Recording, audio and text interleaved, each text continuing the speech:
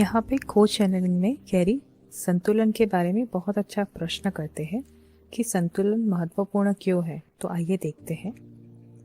मुझे अभी तक यह स्पष्ट करने का कोई सुंदर तरीका नहीं मिला है कि संघ दर्शन में संतुलन इतना मौलिक क्यों है।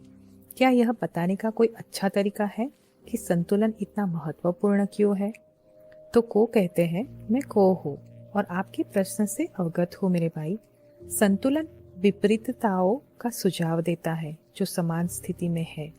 यदि कोई स्वयं के विभिन्न गुणों को देखता है और मन के भीतर गहराई से देखता है तो उसे पता चलता है कि आप अपने भीतर ब्रह्मांड को समाहित करते हैं और अपने अवतार में जिसे आप अब अनुभव करते हैं, आप इस ब्रह्मांड के कुछ हिस्सों को व्यक्त करते हैं जो आप हैं। यह एक ऐसा क्रम है जिससे आप उन विशेष पाठों को सीख सकते हैं जिन्हें आपने अवतार से पहले अपने सामने रखा था। हालांकि यदि आप चिंतनशील अवस्था में या ध्यान की अवस्था में या स्वप्न की अवस्था में अपने भीतर पर्याप्त गहराई से देखने में सक्षम हैं, तो आप देख सकते हैं कि आप सभी चीजों को समाहित करते हैं कि सृष्टि में ऐसा कुछ भी नहीं है जो आप में समाहित ना हो। आप सब कुछ है। यदि आप अपने आसपास की दुनिया में देखे जाने वाले गुणों को अपने भीतर देखें और पा सकते हैं, और जो आप पाते हैं उसे उस चीज के साथ संतुलित करना शुरू कर देते हैं जिसे पाया जाना बाकी है।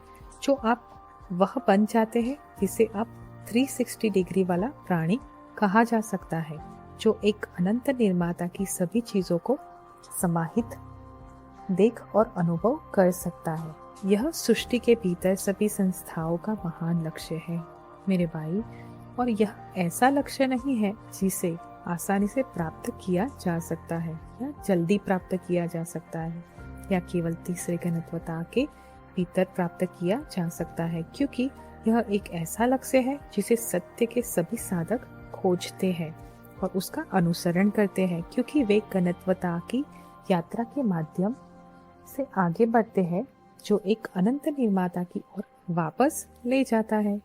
यहाँ इस तीसरे घनत्वता के भ्रम के मायाजाल में आपके अनुभव इस 360 डिग्री वाले प्राणी बनने की शुरुआत का है।